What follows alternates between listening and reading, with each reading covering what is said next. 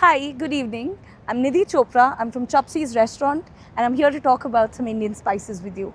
Today we're here at Old Baladia Street, which is part of the old souk of Dubai. We're very close to the gold souk actually, but we're here for something even better. We're here for the gold that goes in our food, all the spices. Yes.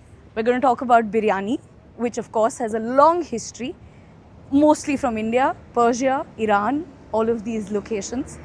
We, in India, made the word biryani come alive, I believe, because every part of India has their own version of it. All of them use slightly different spices, but I'm going to talk to you about the basic spices that you would need to make an Indian style biryani. Let's go in. Have a look at some spices. I'm sure you all know what these are. Dried lemons, which is very, very common in Persian cooking. Oh, and they've got some lovely tea as well. This is lavender, rose. They've got a lot of stuff here. This is going to be fun. You know what this is? It's dried ginger. Very nice in your tea. Now we're looking at some biryani level spices. So we've got clove, which we called long in India, in Hindi, one of the languages. We use this in a lot of our cooking. It adds a very nice spice, earthy spice, with a slightly floral touch to your cooking. And then you've got star anise, which I'm sure is one of the prettiest spices out there. Looks like a little starfish flower combination. It's actually called chakri fool in Hindi. Chakri because of the round shape, fool, flour. This is another one which you will use in biryani generally. Again, adds a very nice floral smell and a scent to your food. These are aromatics. They add a lot to your senses, not just in taste, but also the smell, the look and the feel of the biryani comes from these guys.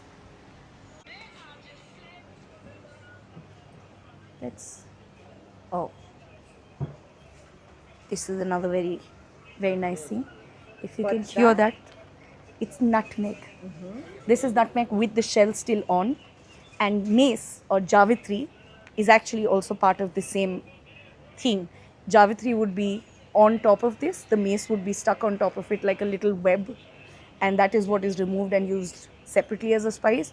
And what's inside this little shell is nutmeg, which is again a very potent spice. You use very little for a very big effect. We've also got turmeric, variations of turmeric here. This is dried root of turmeric, which will get blended into a powder before use.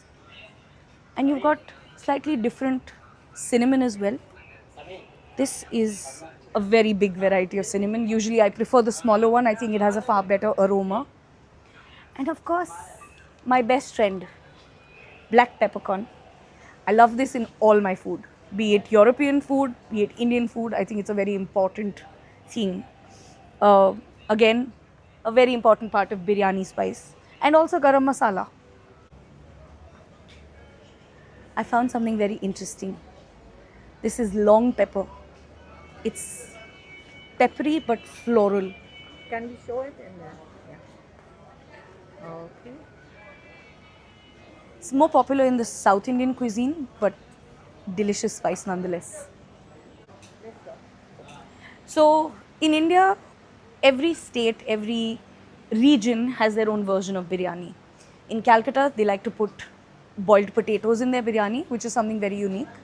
If you go down south, you're more likely to find beef biryani as well, which you won't find so commonly in the north.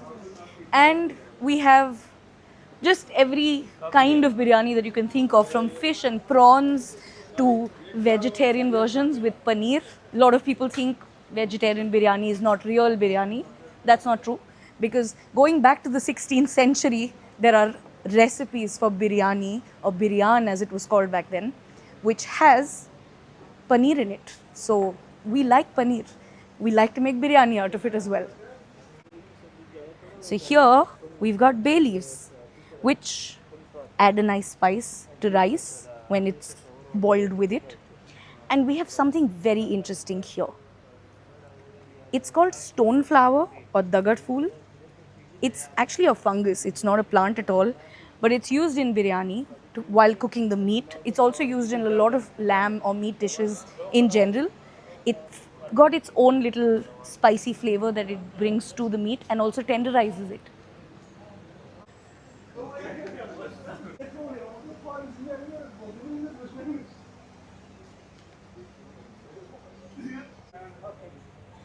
See this. We've got a mix of different peppers. Let me get a couple of the white ones here as well. All the different peppercorns, each one with a slightly different taste, slightly different effect on your food. Like the pink one, it hits your throat really hard, and it has a little more floral scent that it brings to the food. Very nice in a sauce, but not particularly used in Indian cuisine. White pepper, Chinese food.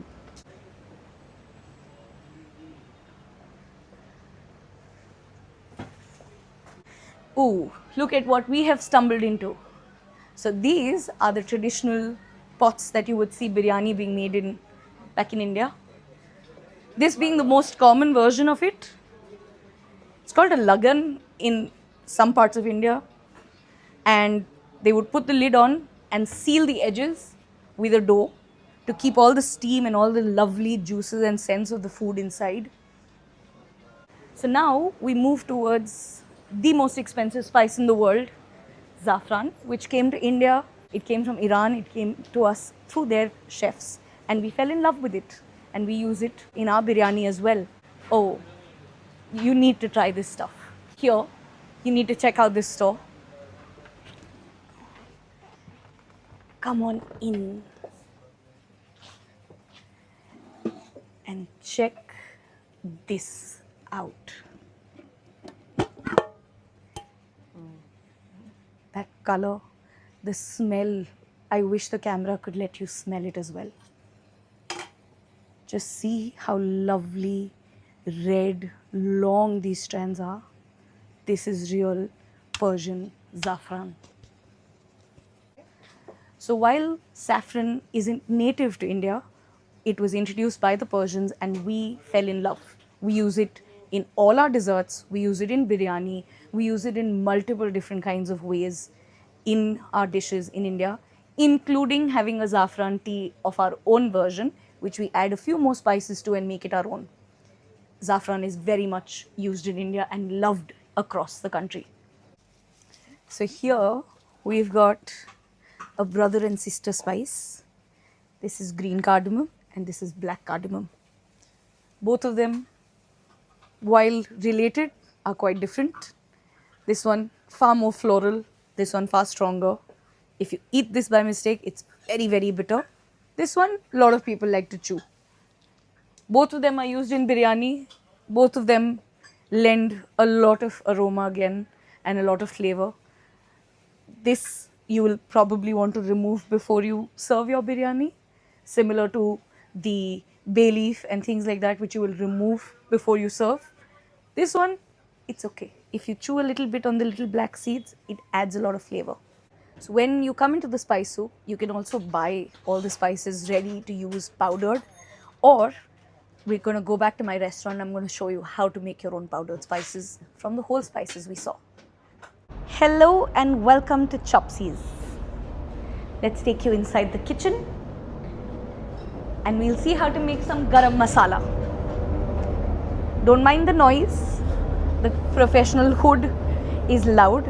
This is all the spices. If you remember, we saw 2 of these we did not see in the stores there. This one is whole coriander seeds, and this is cumin seeds, jeera and dhania. The rest of it, it's all the things we saw. Oh, this we didn't see there, but I explained it to you. This is what is on the outside of the nutmeg. It's called Neist or Javitri. You'll get the measurements from Nilo. She will share all the secrets with you. Let's get our gas started. Ooh. We're just gonna heat up. You don't need anything. You just need nice clean hot pan, and you can start adding your spices there. I'm just going to break it down a little bit to make it faster. That's our cinnamon. This is the star anise, the badi elaichi, black peppercorn, dhania, jeera,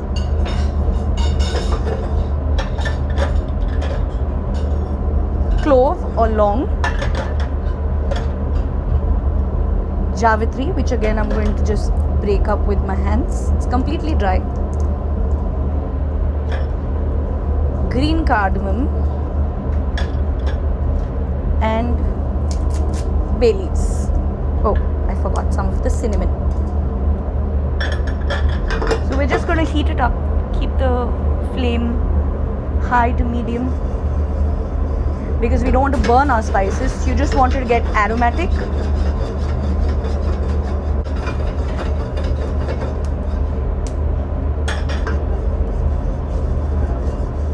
See, our spices are starting to fume.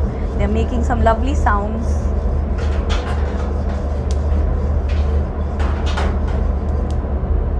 And if you can see, the color is just starting to turn to a nice little golden color, and that's what we're looking for. You can start to get all the smells of the blend spices. So Garam Masala is basically all warming spices. Garam being hot or warm and masala being spice. So all of these spices create some amount of heat. There's always a difference between spicy and spiced. I believe good food is well spiced food, not necessarily spicy food. And that's what the Indian cuisine and palate gives you. We're now going to take it out of the pan and allow it to cool. I don't want to lose anything. So we want to cool it down before we blend it into a powder.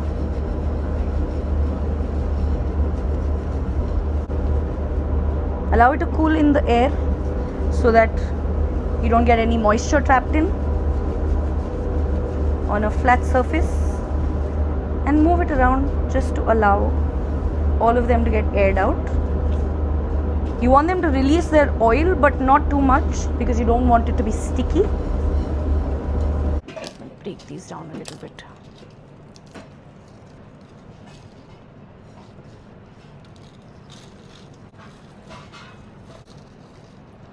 You can always do it in batches if you're doing a larger batch, but this one, it's just right. So we're going to put it all in once. Break down the slightly bigger ones to make it easier on your blender.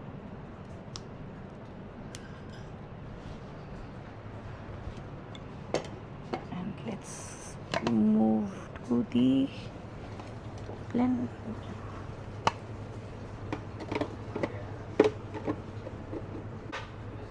So when we're blending, you want to blend it in pulses rather than blending for a long time or a very high speed, because that will release all the oil and your spices will not last as long and they will lose their flavor. So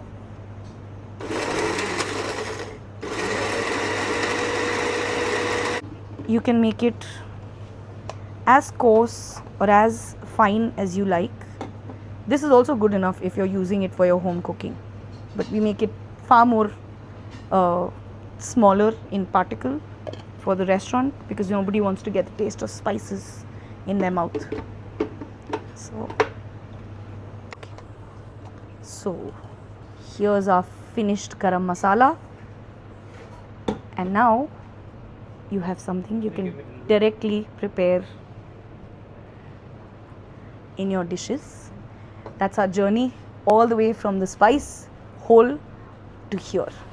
And the best way for you to store your powdered spices once they are ready, or even your whole spices, is in an airtight container, because it holds the smell. The most important part of the spice is that smell. It holds on to that and keeps it fresh for as long as you need. up to 2 years if it's a dry spice. So enjoy yourself. And what's the next masala you want to see? Because this is a Chopsy's secret blend of garam masala, which I'm now sharing with you. What other spices would you like to learn about? Drop us a comment below. Thank you.